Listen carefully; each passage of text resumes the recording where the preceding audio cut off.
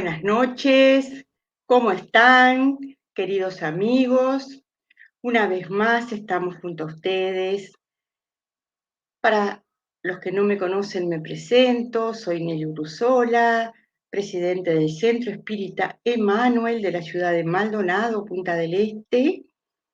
Integramos CEPA, la Asociación Espírita Internacional, y en esta intervención tenemos el honor, el gusto de invitarlos a todos para que a partir del 16 de mayo y hasta el 19 compartamos por los medios electrónicos todas las conferencias que estarán allí, hablando de espiritismo, hablando de cultura, hablando de estos tiempos que nos están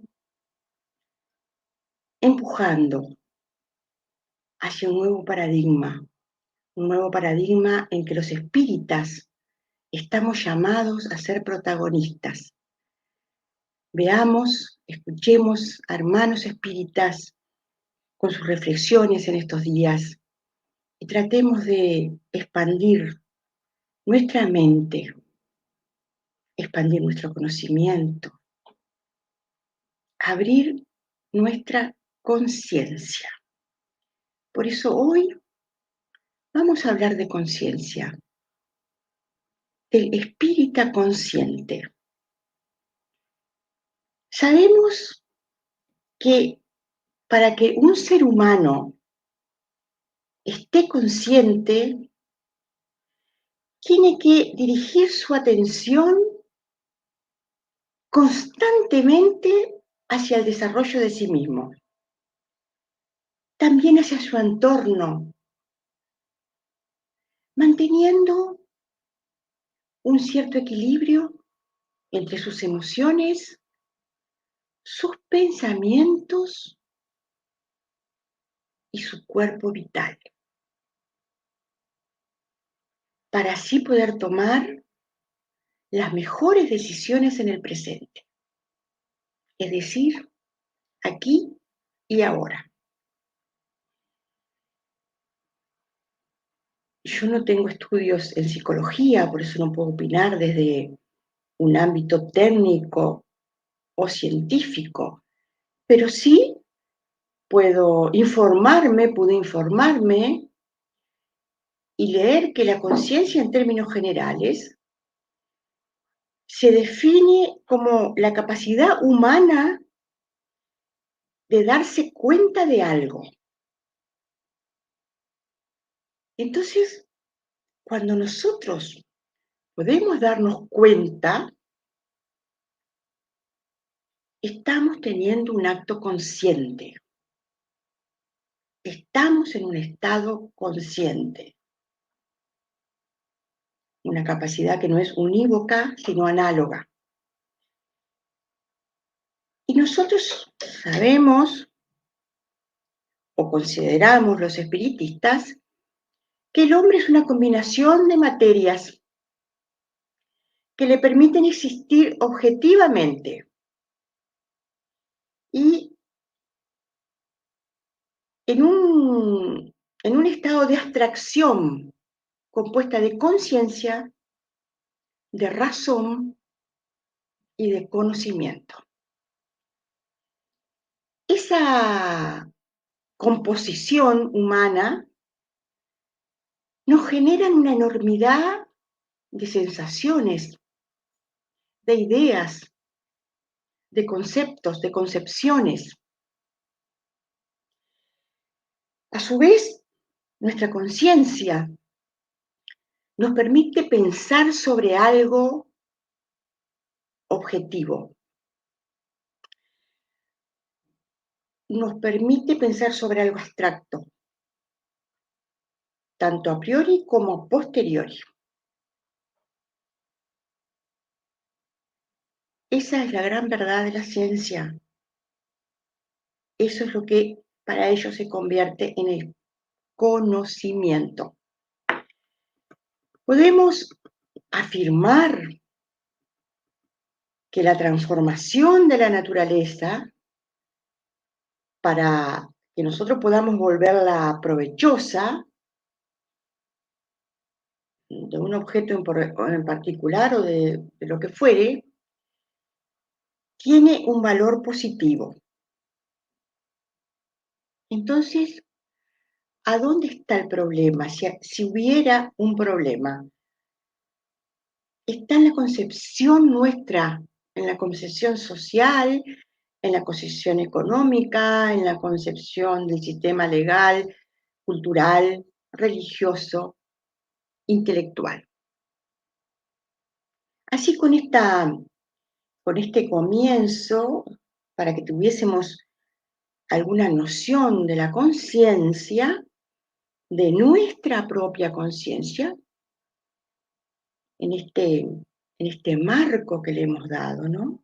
Todos nosotros somos seres conscientes, todos nosotros somos seres integrales, ya lo dijimos, y un señor llamado Allan Kardec,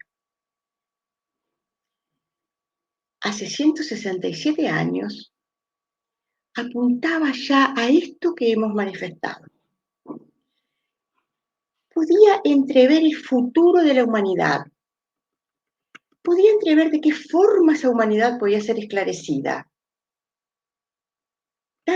situando nuestras necesidades, nuestros objetivos, conscientes en la importancia del amor, la importancia de la caridad y la importancia de la práctica del bien. Estableciendo estos objetivos como factores de equilibrio del individuo para sus relaciones sociales y para sus relaciones familiares. Ha venido entonces el espiritismo a auxiliar a las personas para poder despertar la conciencia, para poder buscar la madurez espiritual, asumiendo la responsabilidad sobre nosotros mismos. Y así poder reconocer la importancia de la realidad espiritual en esta nuestra vida presente. Ahora, les voy a preguntar, y si quieren me pueden contestar por el chat.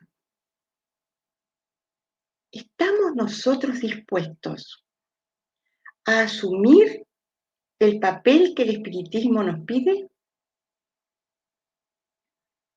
El espiritismo nos facilita conocernos a nosotros mismos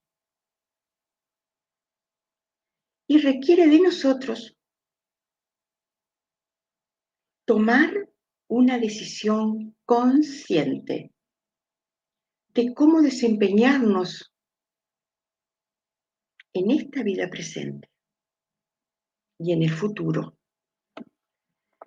Nuestro comportamiento, que se refleja en nuestros actos, en nuestros gestos, palabras, pensamientos, deseos, son lo que nos constituyen como individuos. Y ese conjunto evidencia nuestras personalidades. Amigos, necesitamos despertar. Pero quizá no sepamos cómo despertar. ¿Y de qué manera despertamos? ¿Cómo despertaremos? ¿Solamente haciendo consciente nuestro origen de una forma lógica y racional?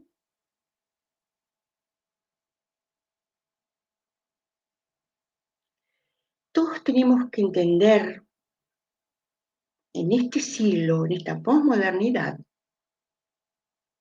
que solamente el despertar de la conciencia nos permitirá la implementación de una nueva era para la humanidad. Esa era tan ansiada, la era del espíritu. Dice Allan Kardec que la fuerza del espiritismo reside en su filosofía y en el llamamiento que hace a la razón y al buen sentido. Está escrito en el libro de los espíritus, en la conclusión 6.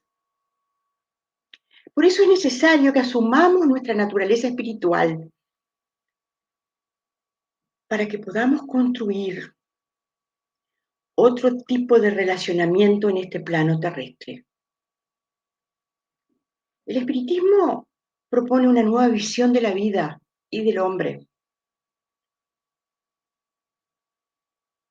basado en esa idea fundamental que tenemos y que debe erguirse por sobre nosotros, que es el comportamiento del espiritista. Porque el hombre, el humano, es una unidad espiritual que debe desenvolverse interiormente para poder comandar su destino. No es Dios, no es Jesús, no son los buenos espíritus, no son los malos espíritus. Somos nosotros que debemos desenvolver a nuestro espíritu para comandarnos a nosotros mismos. Y ahí está implícito nuestro comportamiento. Entonces los espiritistas debemos convertirnos en pioneros en esta nueva visión de la humanidad, cambiando nuestro objetivo de vida, aportando a la resolución de las diferencias, aportando al relacionamiento entre las personas. Muchas veces, seguramente cada uno de ustedes, al menos yo me lo he preguntado muchas veces, es que hay diversos espiritismos. Y eso, esa diversidad que nosotros muchas veces vemos y nos rompe los ojos, siempre va a depender de la perspectiva que tengamos sobre este tema. Porque podríamos decir que hay tantos espiritismos como credos hay en el mundo. Por eso nosotros debemos diferenciar el espiritismo de las religiones. Sin embargo, amigos, queridos, el espiritismo es uno, es único y es universal. Es uno porque es el fruto de las enseñanzas colectivas de los espíritus.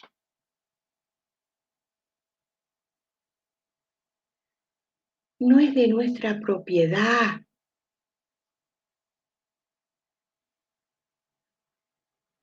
Fue generado por el mundo espiritual. Es único, sí es único, porque solamente ese mensaje de los espíritus fue codificado por un único hombre que se llama Allan Kardec.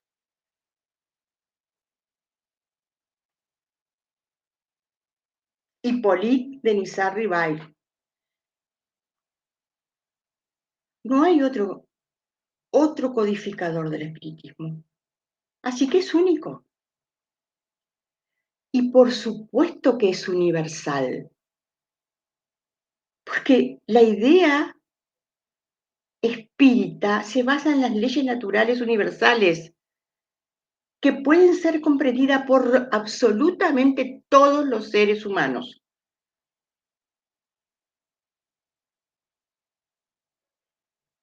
Y ese ideal espiritista, basado en las leyes universales,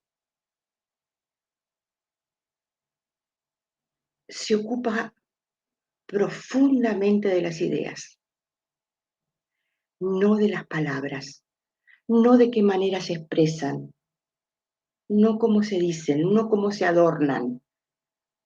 La idea es la idea.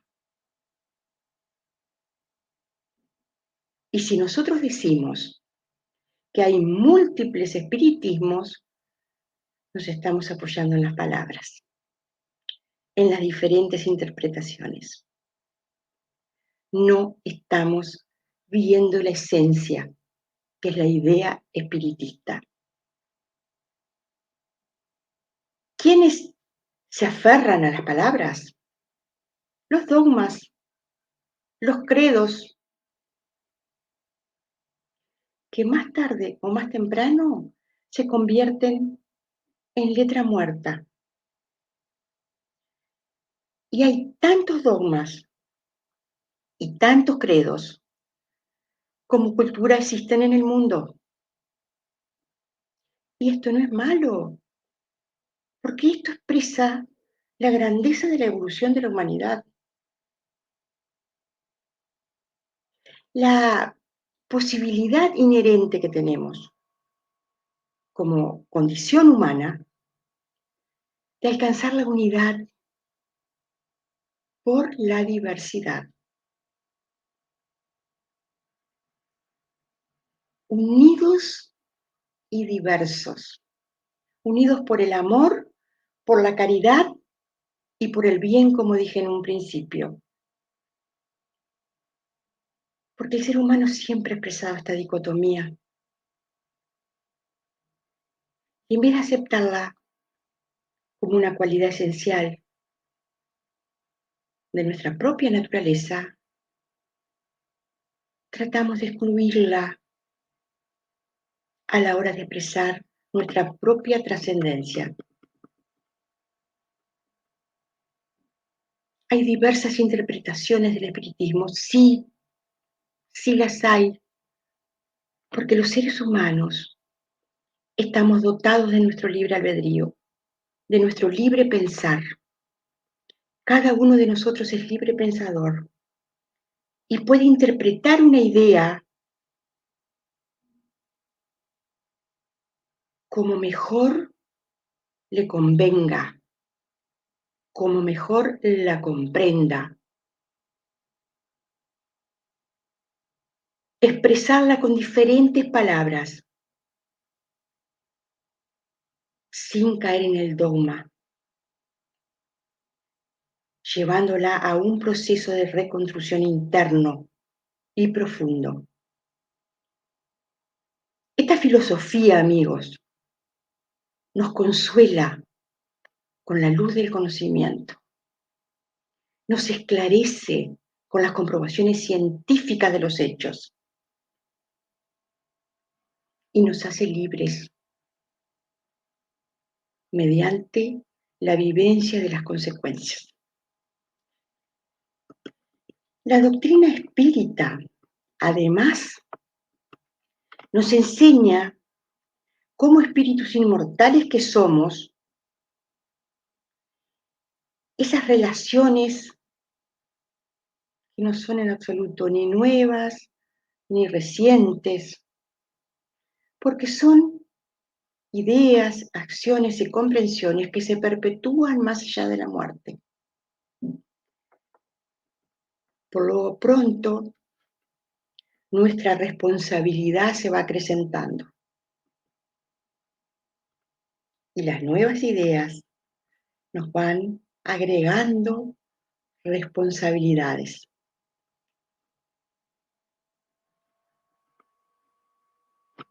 Y ahí tenemos que comenzar a pensar en nuestro entorno, en nuestra familia, sea la familia que sea, porque todos somos parte de este proceso, que nos está anunciando profundos compromisos. Pero cuando pensamos en nuestra familia, esta senda nos conduce inevitablemente a la conquista de la gran familia. la familia universal, aquella que engloba a todos los seres humanos, a la humanidad completa, como hermanos. Para los que adoptamos, que hemos decidido por voluntad propia, por nuestro libre pensar, la doctrina espírita como filosofía de vida, el problema reside en resolver cómo vivir estos principios, hoy, aquí y ahora. Y cuando tomamos estos principios, estamos motivados a transformarnos moralmente como individuos, a expandir nuestra existencia en tiempo y espacio a través de la reencarnación.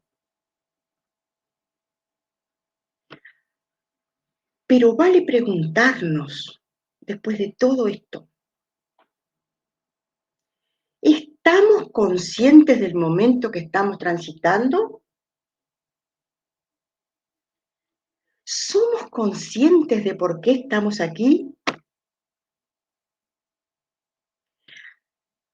¿Hacemos conscientes los principios espiritistas?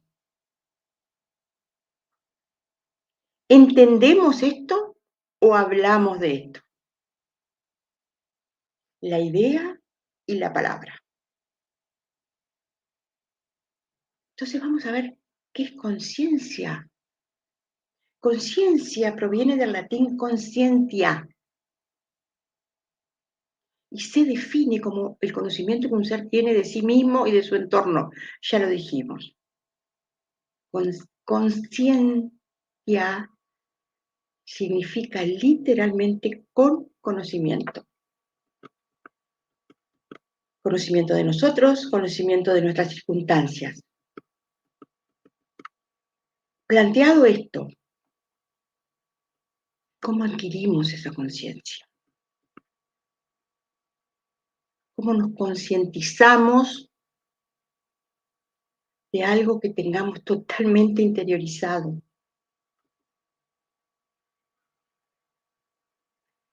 Y eso que tenemos integrado nos hace ser. Eso es como somos. Ahora, para nosotros demostrar eso que somos, hacemos,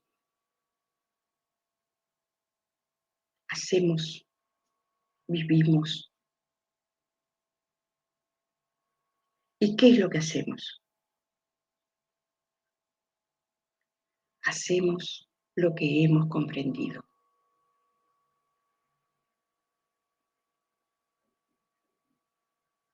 Lo que hemos entendido. Lo que entendemos, lo que luego comprendemos, está regido por la atención que le ponemos a las cosas.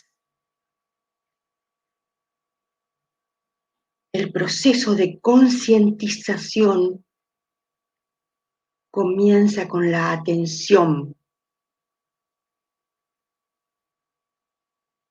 Tenemos que caminar desde el no ser hasta el ser. Tenemos que transitar esa ruta. Una ruta de estudio, de profundo análisis, de profundos sentimientos y emociones que nos van haciendo atender ciertas cosas, que nos van primero a llamar la atención, luego quizá las vamos a comenzar a entender, para luego sí profundamente comprenderlas, o sea que comprendernos. Y ahí comenzamos a tener acciones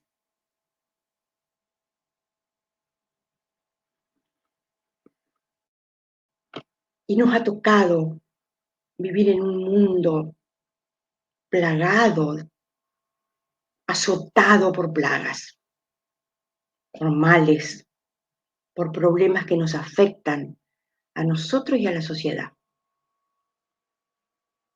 Y bueno, ha de haber un camino para llegar a comprender. Si nosotros pensamos que Dios nos creó perfectos y vivimos con la angustia de nuestras imperfecciones, está errado. Debemos liberarnos de la angustia de la perfección. Así, conscientemente, poder plantearnos nuestra propia imperfección. Liberarnos de la culpa de la perfección. Dios no me hizo perfecto. No me expulsó del paraíso por mi imperfección. Dios me creó sencillo e ignorante. Entonces, desde mi propia imperfección, puedo comenzar a concientizar mis angustias, mis dolores, mis males, mis alegrías, mis felicidades. ¿Por qué? ¿Por qué el mundo es tan violento? Porque hay una incoherencia entre el ser del individuo y el estar, el presente. De un individuo que tiene infinidad de caras, de aristas. Entonces comienza esa incoherencia a generar desprecio, humillación, maledicencia, irrespeto, descalificación, crueldad. Pero además esta incoherencia interior que podemos llegar a tener va anulando nuestro carácter. Solamente es la presencia de lo que somos. La presencia del ser no tiene presencia si no tiene carácter. Y la violencia, queridos hermanos, es la más grande manifestación de esa incoherencia, de la falta de carácter. También estamos enfrascados en un mundo tecnificado que nos incapacita, que nos mantiene mucha parte de nuestra vida en un mundo artificial, virtual se llama ahora, confuso, alucinado, desconectado de la realidad. Lamentablemente vemos cómo se suman personas que viven en el mundo virtual para no afrontar su realidad. Se desenchufan del momento presente que les está tocando vivir. Y así comienzan las patologías, se descontrolan, el consumismo, los vicios, el vacío interior, que debe ser llenado de inmediato por algo, no importa por qué. Entonces corremos tras de posesiones, de consumo, de derroche, porque en realidad, ¿qué es lo que estamos haciendo? Salgo, compro, compro, compro, compro, compro, compro, compro. Tengo decenas de cosas amontonadas, que hace años y años y años que no las veo, pero las tengo. Salgo, gasto, gasto, gasto, gasto, gasto, gasto, hasta que me quedo sin dinero.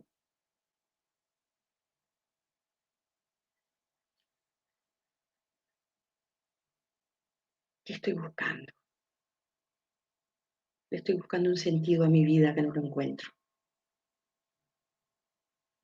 Y si nosotros no tomamos conscientemente determinaciones que nos lleven a un cambio de comportamiento, lamentablemente continuaremos en la oscuridad espiritual, en una situación de autodestrucción, de deshumanización, sin plantearnos la solidaridad como una acción trascendente de nuestra vida.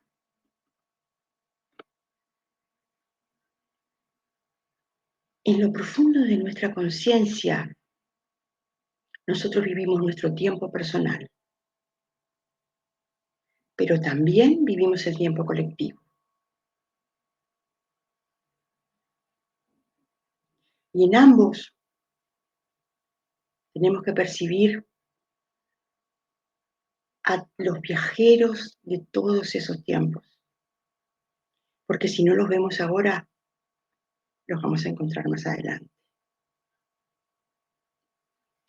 Los instructores espirituales le hablaron a Kardec de una nueva generación.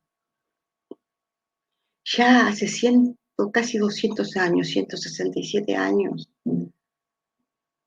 dijeron que había llegado el momento en el planeta de que hubiese una gran migración entre sus habitantes.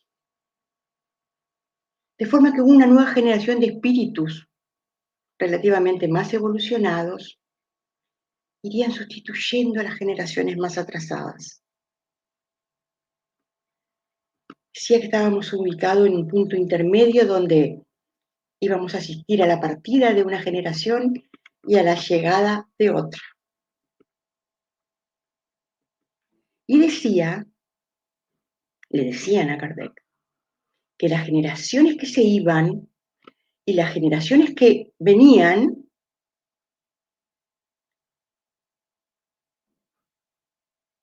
iban a poseer ideas y miradas totalmente opuestas. Y que iba a ser fácil distinguir a cuál generación pertenecía el individuo. ¿Saben por qué? Por la naturaleza de sus disposiciones morales. Y especialmente por sus disposiciones intuitivas e innatas. Está escrito esto en la Génesis, en el capítulo 18, capítulo Los tiempos han llegado. No voy a preguntarles si ustedes perciben esto en estos tiempos, porque es algo que convivimos con ello. Nuestra generación, mi generación y esta generación tiene ideas y miradas totalmente opuestas. O sea que es evidente que necesitamos organizarnos de otra forma, socialmente, colectivamente, individualmente. Necesitamos reconstruirnos conscientemente. ¿Y a dónde vamos a ir para tener una inspiración para reconstruirnos? ¿Cuál será nuestro modelo de referencia?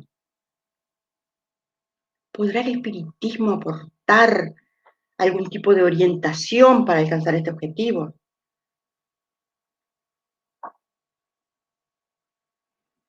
¿Cuál es la función y el sentido esencial del espiritismo?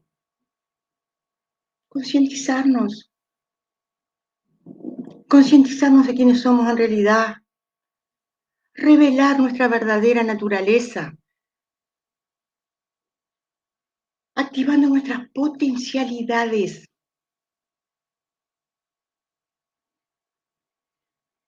y tener la comprensión para poder reflejar nuestra naturaleza en nuestras acciones.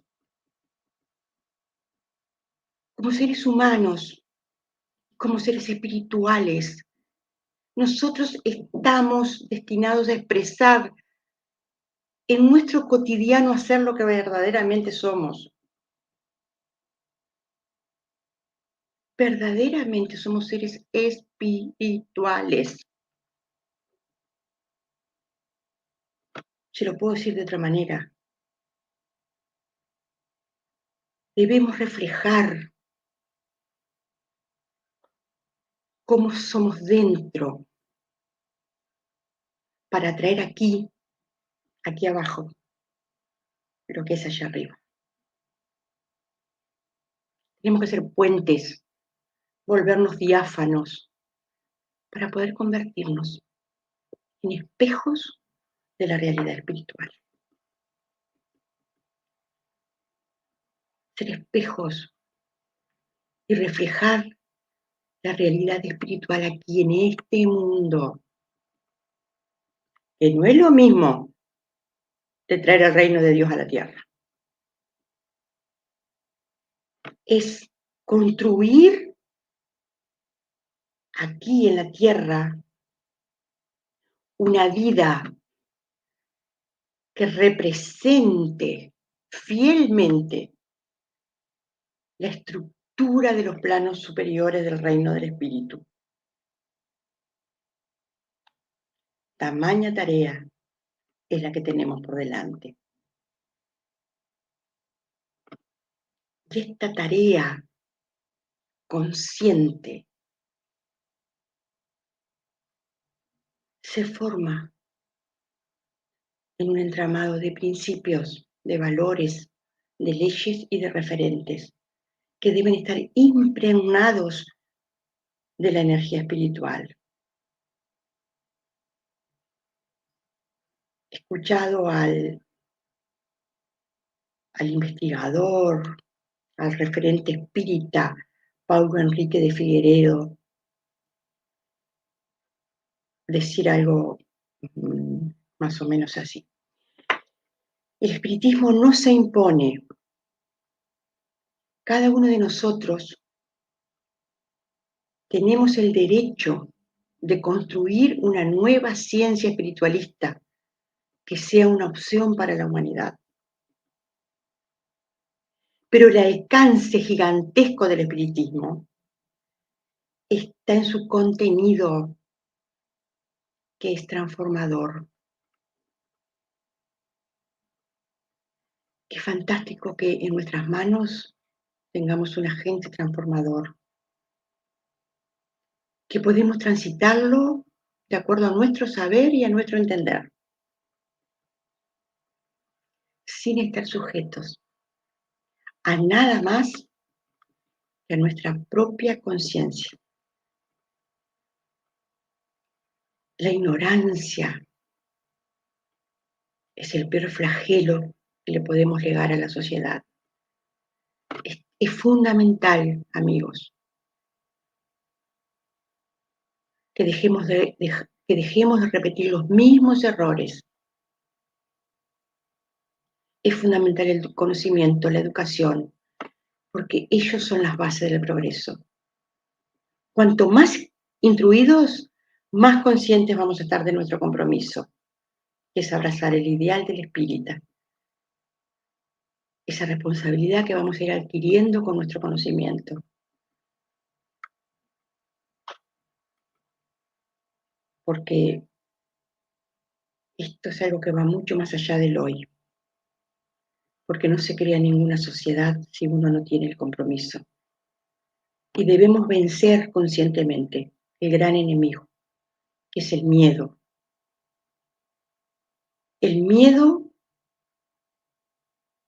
en un nivel inadecuado de conocimiento y de conciencia. Nuestro compromiso es con una categoría ética que va directamente ligada a nuestro nivel de conciencia. Es la vía de demostración que tenemos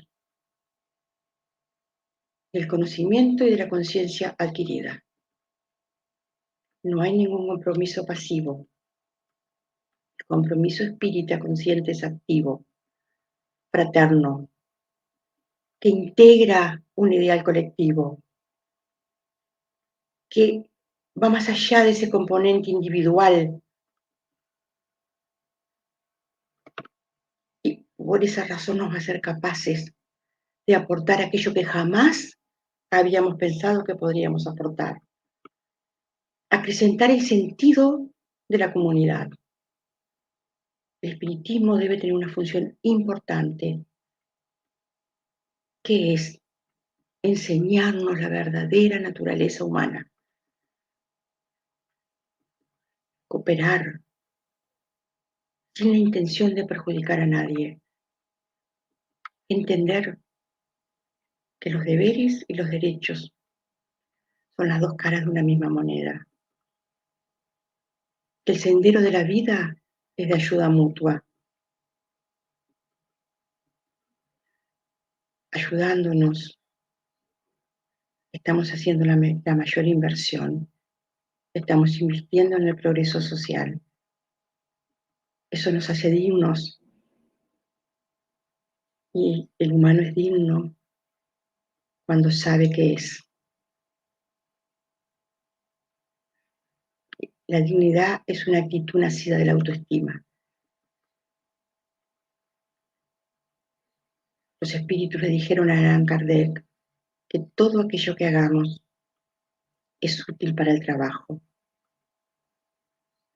Recordemos a la gran Amalia Domingo y Soler, cuando decía: yo antes me quejaba de todo, después de conocer el espiritismo, solo pienso en trabajar. Esta forma de vivir nos va a ayudar a adquirir conciencia, nos va a dar responsabilidad espiritual, nos va a ennoblecer, nos va a despojar del carácter que tenemos competitivo y vamos a dejar de ser tan presumidos como humanos. Tenemos que ser realistas, queridos hermanos. Tenemos que hacer lo imposible. Aquel eslogan de la Revolución Parisina de 1968. Seamos realistas, hagamos lo imposible. Si nosotros lo creemos, lo haremos. Ahí está el secreto de la fe. Debemos convertirnos los espiritistas en un grupo de presión social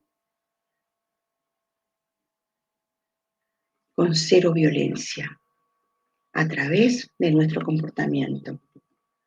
Debemos mostrar nuestra visión respecto al humano y a la vida.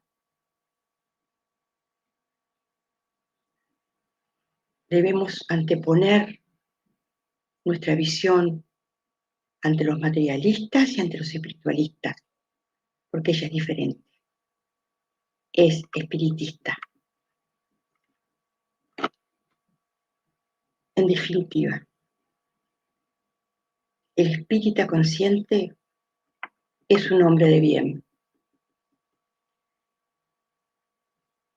Y el verdadero hombre de bien es aquel que practica la ley de justicia, de amor y caridad en su más grande pureza. Si pregunta su conciencia sobre sus propios actos y honestamente asume sus errores. Razona si no le ha hecho daño a nadie, si ha hecho todo el bien que ha podido y si ha despreciado alguna vez la ocasión de ser útil. En fin, si ha hecho a otro todo lo que quisiera que hayan hecho con él. Muchas gracias.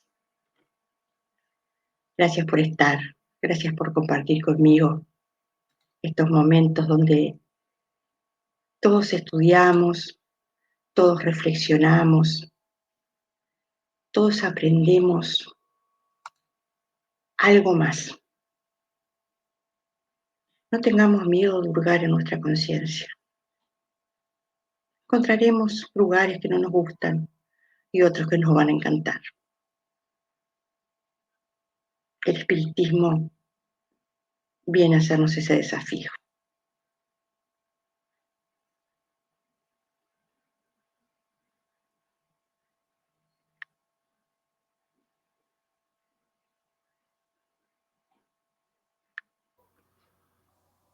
Graças, muito obrigado. Sempre é refazedor, né? Renova. E tu trazendo a fala da escritora hispânica ali, depois que conheci o Espiritismo, eu só sei trabalhar.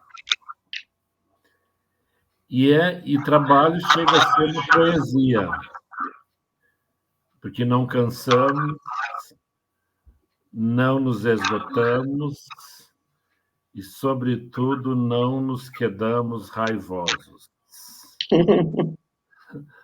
Né? Eu sempre fico a observar, e quando a gente quer tomar frente pelo ego, pelo orgulho, bom, às vezes eu tenho um amigo que ele diz: cala a boca, Flávio. Cala a boca, porque como a gente às vezes se comunica muito, às vezes o falar te prejudica. Então, assim, Nelly, muito obrigado. Hoje nós tivemos uma participação do México, da Espanha, do Uruguai, do Brasil. Tivemos aqui o Wagner, que é aqui da minha cidade. Então, assim, ó, várias pessoas, a Rádio Montevidéu. Então, olha, foi rico. Então, é importante... Muito obrigada, muchas gracias a mis hermanos uruguayos, mexicanos, brasileños. Colombiano. Gracias. Colombianos, María Ligia, beso inmenso, Anabela, María Dolores, Warner, Edina de Brasil. Sí. Bueno, a todos los abrazo y los invito a pensar. Irma Rosa de México. Y esto, de Acapulco, ¿no?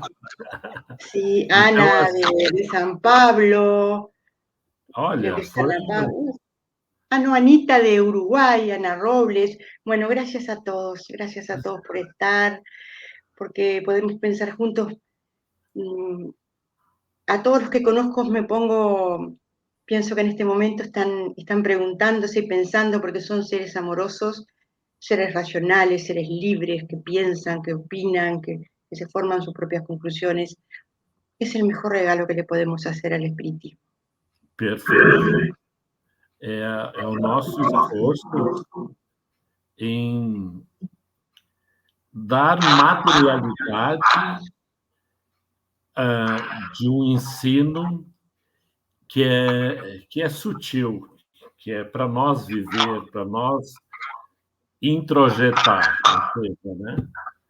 A gente, quando respirar, o nosso ar demonstrará de onde viemos e para onde vamos. É mais ou menos assim. Então, eu agradeço a todos os irmãos e irmãs que estiveram conosco. Eu vou fazer um pedido aos irmãos e irmãs que orem por este canal para que a gente consiga prosseguir despacito, mas sempre buscando divulgar e oportunizar livres pensadores para apresentar o que de real é o ensino espírita, né? Então, a gente agradece, Nelly, mais uma vez. Até a próxima oportunidade. Aos irmãos, ao seu canal. Nosso boa noite, nosso abraço, fraternidade e paz.